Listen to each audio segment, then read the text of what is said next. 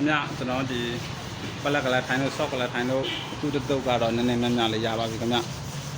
အောက်တည်စေးလေးရမယ်များများယူခဲ့စေများများနည်းနည်းယူခဲ့စေနည်းနည်းအဲ့လိုဈေးနှမျိုးတော့ရှိမယ်ခင်ဗျဒါဆိုလို့ရှိရင်များများသူကအခုရိုက်ခိုင်းကြတာလက်မဆရာတွေပြီးသွားပြီခင်ဗျဒါတော့ခုဒါမှညနေလို့ရှိရင်တော့မာယူရပြီဒါပြင်းလို့စစ်စစ်ပါနော်ပြင်းလို့စစ်စစ်ဒါပလက်တွေ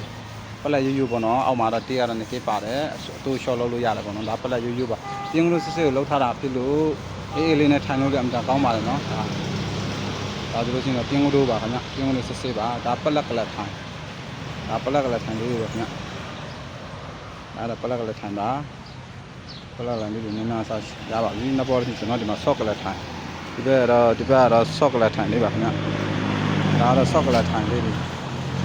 ဘက်မှာဆိုတော့ကကြတော့ဒီဘက်မှာဒီအနောက်ကပလက်ကလေးထိုင်ဆိုဒီဘက်မှာဆော့ကလေးထိုင်ရှေ့တင်ဆော့ကလေးထိုင်ရတယ်မှာ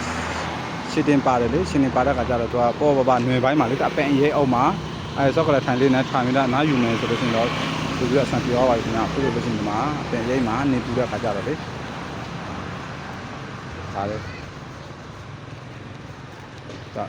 ဆေးမတုတ်ဘူးသူကဆေးမတုတ်ဘူးနဲ့ရောက်လာကျွန်တော်ဘာဖြစ်လို့ဆေးတုတ်တဲ့ခါကျတော့သူကသူတရဲ့ဟိုဒါအဲ့တဲ့ကိုမရဘူးနော်သူကပူတယ်ပေါ့ဆေးတုတ်လိုက်ပူသွားတော့သူကအဲ့လိုအဲ့တော့သူကမပူအောင်သူက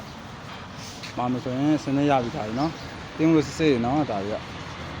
အားလုံးပြင်းလို့စစ်စစ်လေးပဲခင်ဗျ